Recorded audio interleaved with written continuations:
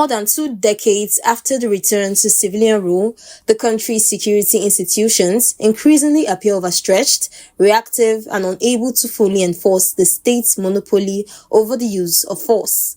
Across the country, a complex web of non-state actors, including Islamic insurgents, bandit groups, ethnic militants, secessionist movements, cult networks, organized criminal syndicates, and political thugs continue to challenge state authority.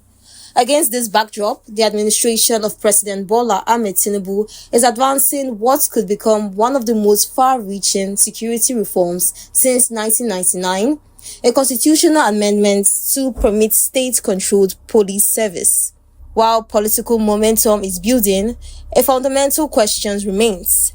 Will state policing fix Nigeria's insecurity or simply decentralize its failures? In Lagos, some residents expressed concern over alleged sabotage within the security forces, particularly the military and the police, and called for stricter recruitment processes, improved screening, and stronger internal discipline. All the policemen and soldiers were ambushed. That's a security lapse. It shows that within the policing system, be it the military, or the police proper, there are saboteurs within the system, which is another issue entirely.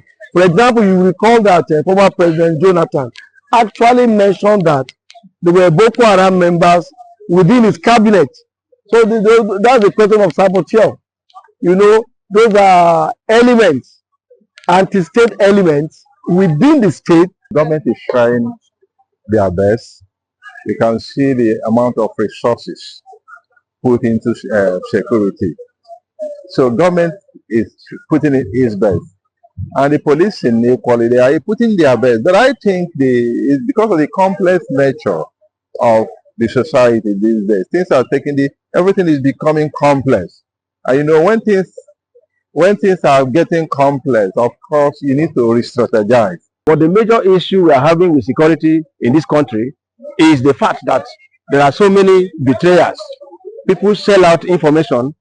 If the police have a valuable information that an incident is about to happen somewhere and they are mobilized to go, some persons who are privileged to have such information will put a call across, and before you know it, the information is leaked and there could be an incident of ambush, and their lives will be wasted because the officers that are going on their duty, they are innocent. They never knew that the information had been leaked. State policing has to be a law that will regulate it. Otherwise, the governors, the politicians will abuse it. State police is the best, because the state police, the meaning of state police is that you're employing police that knows the terrain. Sometimes it's the police that knows the neighborhood or they grew up in the environment. They understand the people in the terrain. They know people that are living in a particular situation. Sometimes when something happens in a particular neighborhood, the security personnel that live in that neighborhood, that works in that neighborhood, can tell you even without, they will have suspect even before they carry out investigation.